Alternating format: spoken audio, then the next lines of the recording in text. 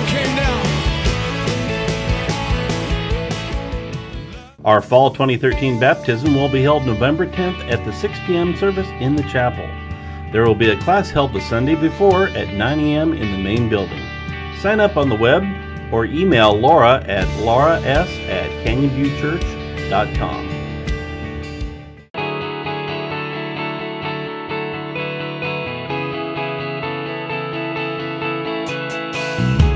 So Kirk approached me about a year ago.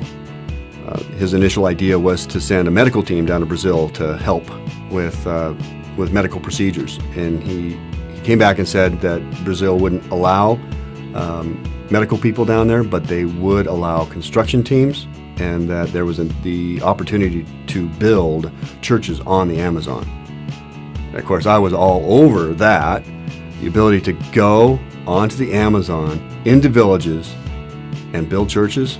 Awesome. We were hooked from the get-go. When he says a construction project, we're interested. When he said Brazil, we were hooked.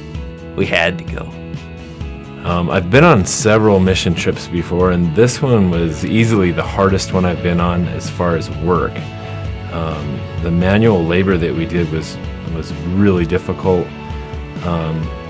But the reason I think I was able to keep working every day and not be kind of discouraged by it was because of what a church meant to the village where we were.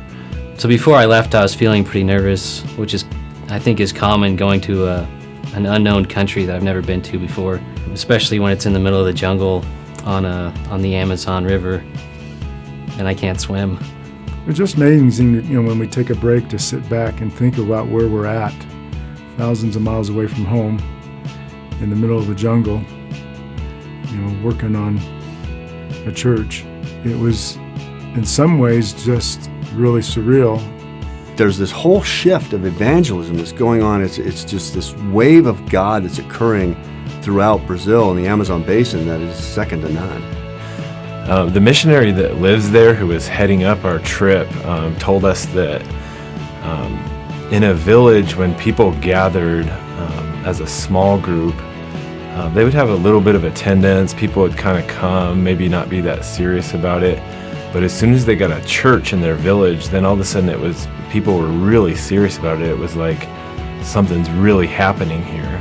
And so for them, their village, it's kind of a Brazilian cultural thing that to have a church in a village really, really means something. I wanted to accomplish the floors and the roofs and finish these churches, but the reality is what we were sent to do was encourage the Christians. Yeah, it was pretty awesome thinking, I had to sometimes pinch myself, and then, of course, then we got to work and I didn't have time to pinch myself. We were working pretty hard for 5-6 days straight. When I finally got there, I had a peace that just knowing that I was there doing God's will and that He was protecting me.